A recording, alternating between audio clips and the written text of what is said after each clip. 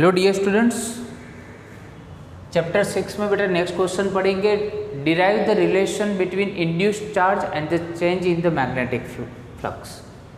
Induced charge मतलब Q और change in the magnetic flux मतलब d फाई। ओके, इस दोनों के बीच का रिलेशन जो है, तो एज पर फैराडेज लॉ, पहले फैराडेज लॉ से स्टार्ट करते हैं। फैराडेज लॉ में क्या था? Rate of change of flux is equal to EMF, ठीक है। बट यहाँ पे हमने मैग्नीट्यूड लिया है, इसलिए माइनस नोटेशन नहीं लिया, अदरवाइज वहाँ पे हम माइनस साइन लेते थे, ठीक है। तो d फाई बाई dt हो गया।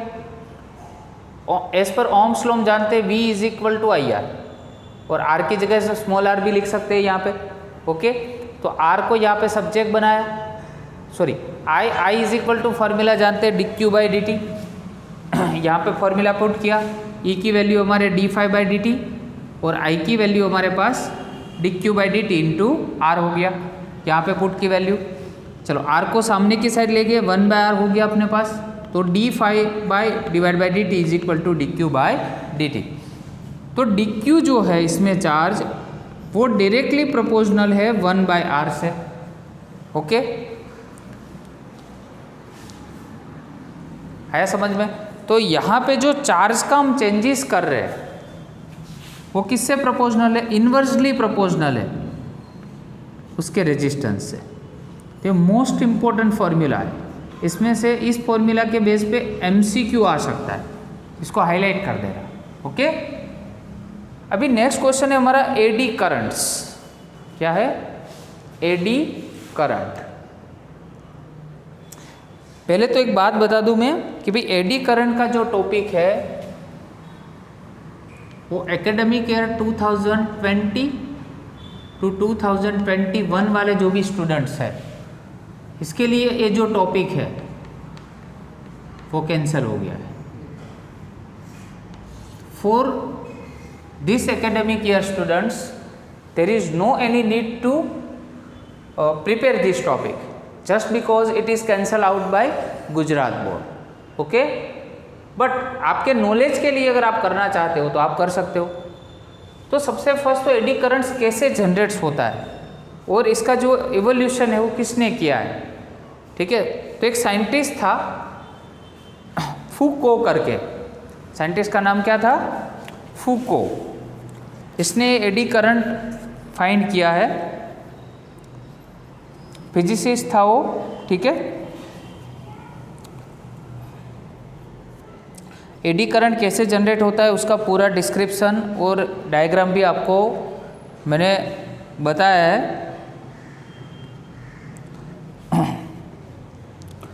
तो पहले तो दो स्ट्रॉन्ग मैग्नेट्स होते हैं, उसके पोल है, ए नॉर्थ पोल और साउथ पोल। इसके बीच में यहाँ पे एक रिजिड सपोर्ट के साथ कोई मेटल की दो प्लेट्स रखी है, ठीक है, हैंगिंग पोजीशन पे, जैसे पेंडुलम होता है वैसे।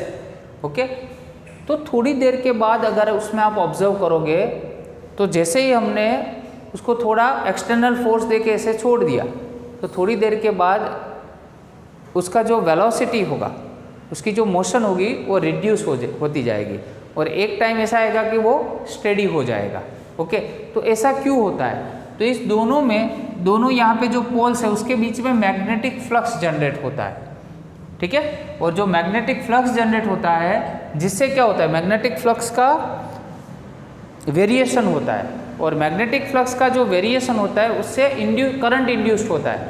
तो इस तरह का जो प्लेट में करंट जो इंड्यूस्ड होता है, यहाँ पे जो मैंने इंडिकेट किया है, इस करंट को ही हम एडी करंट्स बोलते हैं, ठीक है।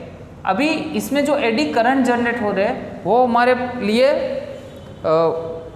यूज़फुल है कि यूज़फुल नहीं है, ये क्वेश्चन मार्क है यहाँ पे। तो पहले तो मैं यहाँ पे लिख देता हूँ, चेंज इन फ्लक्स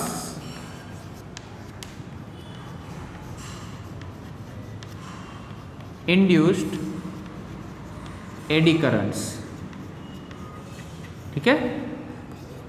अभी देखो बहुत सारी ऐसी एप्लीकेशंस है उसमें जो एडी करंट्स है वो यूज़फुल है, और बहुत सारी ऐसी एप्लीकेशन है कि वहाँ पे वो यूज़फुल नहीं है। जैसे मान लो कि हमारा एक फॉर्मूला था जूल हीट का फॉर्मूला है H is equal to I²RT।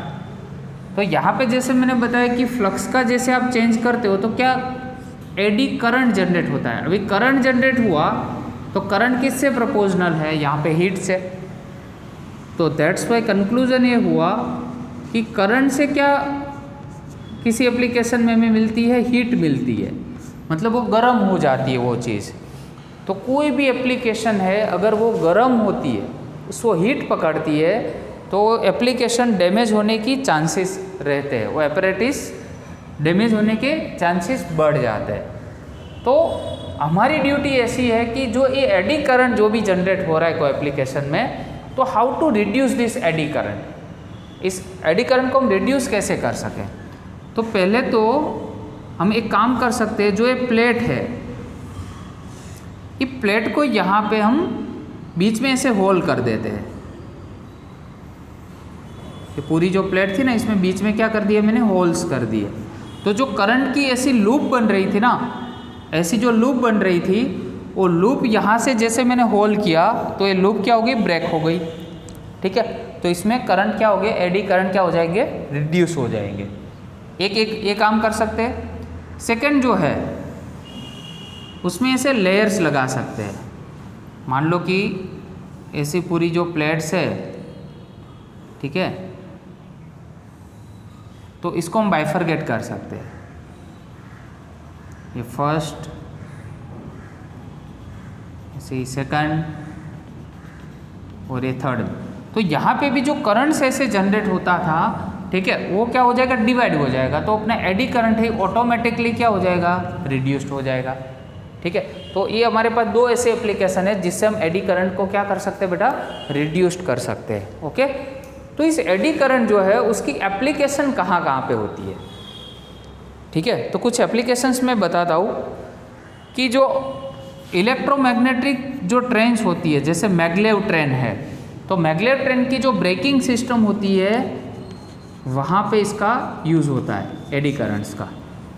तो ब्रेकिंग सिस्टम में ये फर्स्ट एप्लीकेशन है। ठीक है, सेकंड है फर्नेस। फर्नेस में इसलिए यूज़ होता है क्योंकि वहाँ पे ज़्यादा हीट चाहिए, और एडी करंट्स हम जितना ज़्यादा प्रोड्यूस करेंगे तो इतनी हीट यहाँ पे ज़्यादा प्रोड्यूस होगी। ऑब्वियस, सिंपल है लॉजिक। तो कोई भी जो फर्नेस होती है, तो फर्नेस में भी क्या होता है, इसका यूज़ होता है। थर्ड है इलेक्ट्रोमैग्नेटिक डैम्पिंग में और इलेक्ट्रिक पावर मीटर्स में। Electromagnetic damping, electromagnetic damping. देखो, डैम्प्ड ऑसिलेशन क्या होता है, तो पहले इसका जो मैग्नीट्यूड था ना, जब हमने दोनों मैग्नेट के बीच में इस प्लेट को रखा तो उसका एम्पलीट्यूड हाई होता है, धीरे धीरे क्या होता है, वो रिड्यूस होता जाता है, ऐसे हो जाता है। ठीक है, जिससे इलेक्ट्रोमैग्नेटिक डैम्पिंग मतलब पहले एम्पलीट्यूड जिस एप्लीकेशन में ज़्यादा चाहिए, उसके बाद धीरे धीरे ये रिड्यूस जब होता है, उस टाइप का जब एप्लीकेशन होता है, तो इलेक्ट्रोमैग्नेटिक डैम्पिंग में भी ये यूज़फुल है। और पावर मीटर्स अपने घर पे जो होते हैं, वहाँ पे भी इसकी एप्लीकेशन हो सकती है। ठीक है, तो ये टॉपिक है पूरा एडी करंट्स का। उसको फुको करंट्स भी बोलते हैं, बिकॉज ये फुको नाम का जो फिजिसिस्ट था उसने फाइंड किया था, इसलिए उसको फुको करंट से भी जाना जाता है। ठीक है, चलो अब ये पूरा एक न्यू टॉपिक लेते हैं। टॉपिक का नाम है इंडक्टेंस। क्या नाम है, इंडक्टेंस। तो define inductance and give its units, right factors on which it's value depends. Okay, तो इंडक्टेंस, तो पहले एक चीज़ आप जानते हो कि flux is linked with the coil itself, change due to change in current flowing in it such that EMF is called the self-induced EMF. This phenomena is called the self induction. मतलब जब भी हम flux को change करते हैं कोयल में, तो क्या होता है, करंट इंड्यूस्ड होता है। तो एक फॉर्मूला आया, phi b मतलब flux is proportional to I। Flux का हम चेंज बोल रहे हैं ना, that means d phi by d t is proportional to क्या हो गया, d i by d t. आया समझ में। बट यहाँ पे अगर मान लो कि जो कोइल है अपनी, वो कोइल में अगर n टर्न्स है तो आप क्या करोगे, ठीक है। अगर बेटा n टर्न्स है तो हम क्या करेंगे, उसको n से मल्टीप्लाई कर देंगे। n मैंने निकाल दिया कॉमन। अभी याद करो Faraday's law, E is equal to हम क्या लिखते थे, माइनस n और यहाँ पे d/dt। ओके, तो ये जो टर्म है वो तो ऑलरेडी हमारे पास है, तो ये माइनस यहाँ पे ट्रांसफर कर दो, तो E इज इक्वल टू हम क्या लिख सकते हैं, ओके। तो यहाँ पे E is equal to minus di/dt लिख सकते हैं, प्रोपोर्शनल टू, ठीक है। तो ये प्रोपोर्शनलिटी आप यहाँ से निकालोगे तो ये कांस्टेंट रखना पड़ेगा, तो इस कांस्टेंट को ही हम बोलते हैं inductance. Here proportionality constant is called inductance। यहाँ से जो हम प्रोपोर्शनलिटी कांस्टेंट रखेंगे उसको हम क्या बोलेंगे, inductance. It is a scalar quantity, याद रखो। कौन सी बेटा क्वांटिटी है, स्केलर है, इसमें कोई वेक्टर सिंबल नहीं होता है। डन। डायमेंशनल फॉर्मूला भी लिख देता हूँ मैं यहाँ पे, m1 L2 T-2 और A-2, ये आपको याद रखना है। इंडक्टेंस का डायमेंशनल फॉर्मूला होता है m1 L2 T-2 and A-2। ऐसा यूनिट होता है उसका हेनरी, क्या होगा, हेनरी, उसको कैपिटल S से डिनोट किया जाता है। और इसके टू टाइप्स है इंडक्टेंस के, एक है सेल्फ इंडक्टेंस और दूसरा है म्यूचुअल इंडक्टेंस। और नेक्स्ट क्वेश्चन में हम पढ़ेंगे म्यूचुअल इंडक्टेंस, ठीक है। चलो, म्यूचुअल, नाम ही म्यूचुअल है, दैट मीन्स इसमें दो कोइल होंगी। यहाँ पे कोइल कौन सा है, C1, और कोइल ये कौन सा है, C2। इनिशियल प्रैक्टिकल में ही मैंने बताया था, फैराडे के जो प्रैक्टिकल थे।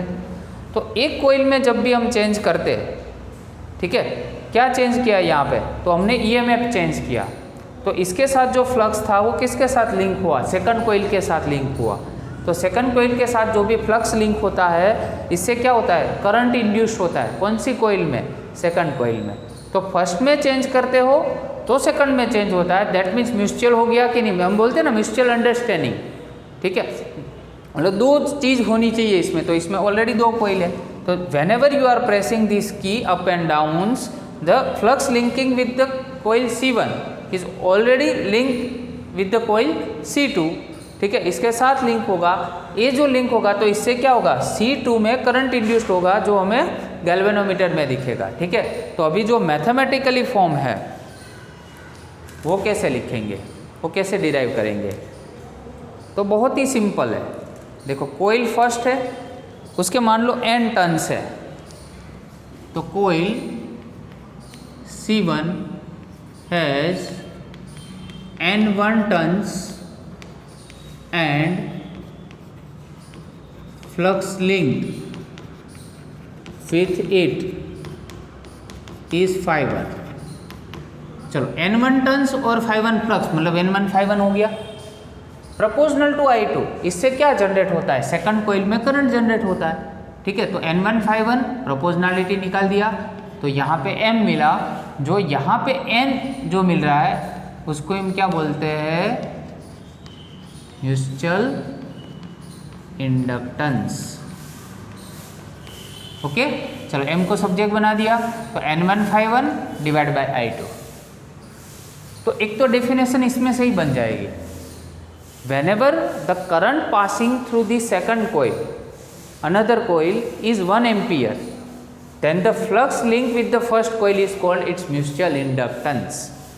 ओके, अभी हम यहाँ पे फैराडेज लॉ जानते हैं, d∅dt। ओके, तो ये जो d∅dt वाला बेटा लॉ है, उसका पूरा यहाँ पे मैं आपको सिंप्लीफिकेशन बताता हूँ, इसका डिराइवेशन पूरा यहाँ पे प्रूव करते हैं, ठीक है।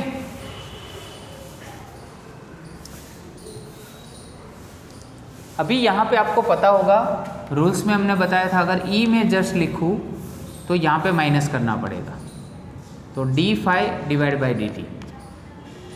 अगर n टर्न्स है तो क्या करना पड़ेगा, n1 φ1 और डिवाइड बाई डी टी। आ रहा है समझ में? ओके चलो, तो E इज इक्वल टू मैं n1 को यहाँ पे बाहर निकाल देता हूँ, तो डी फाई 1 डिवाइड बाई क्या हो जाएगा, डी टी। ओके अभी आप जानते हो यहाँ पे n1 φ1 की जो वैल्यू है उसमें mi2 भी हम लिख सकते हैं, ठीक है। यहाँ पे जो n1 φ1 है, एक काम करते हैं यहाँ पे लिख देते हैं तो थोड़ा वो बेस्ट रहेगा। n1 φ1 की जगह पे mi2 लिख दिया मैंने। चलो m तो म्यूचुअल इंडक्टेंस वो तो कांस्टेंट हो गया, ठीक है। तो di2 बाई क्या बन गया, dt। तो E इज इक्वल टू, अगर मैं इसको m को सब्जेक्ट बनाऊँ तो माइनस ई और यहाँ पे हो जाएगा di2 divide by dt। Okay तो म्यूचुअल इंडक्टेंस की दूसरी डेफिनेशन आई इसमें से। कैसे? तो अगर rate of change of the current, तो करंट भी 1 एम्पियर ले रहे और टाइम भी अगर 1 सेकेंड है तो ये तो 1 हो गया, तो उसमें जितना ईएमएफ जनरेट होता है उसको हम क्या बोलते हैं, उसका म्यूचुअल इंडक्टेंस बोलते हैं। तो ये सेकंड डेफिनेशन भी हो गई साथ में। ओके अभी याद रखो जो म्यूचुअल इंडक्टेंस है, ठीक है, म्यूचुअल इंडक्टेंस है उसका यूनिट भी क्या होगा, हेनरी ही होगा। इसका यूनिट भी क्या होता है, हेनरी ही होता है। तो इंडक्टेंस बोले या तो म्यूचुअल इंडक्टेंस दोनों सेम, डायमेंशनल फॉर्मूला भी सेम रहेगा, M1L2 T-2 और A-2, ये भी सेम रहेगा। ओके तो यहाँ पे जो म्यूचुअल इंडक्टेंस है इसका MCQ आ गया है मार्च 2020 में। मार्च 2020 में म्यूचुअल इंडक्टेंस का डायमेंशनल फॉर्मूला का क्वेश्चन पूछा गया है 1 मार्क में। ओके तो ये सही से ध्यान देना उसमें। ओके नेक्स्ट क्वेश्चन अभी नेक्स्ट लेक्चर में करेंगे। Okay thank you very much.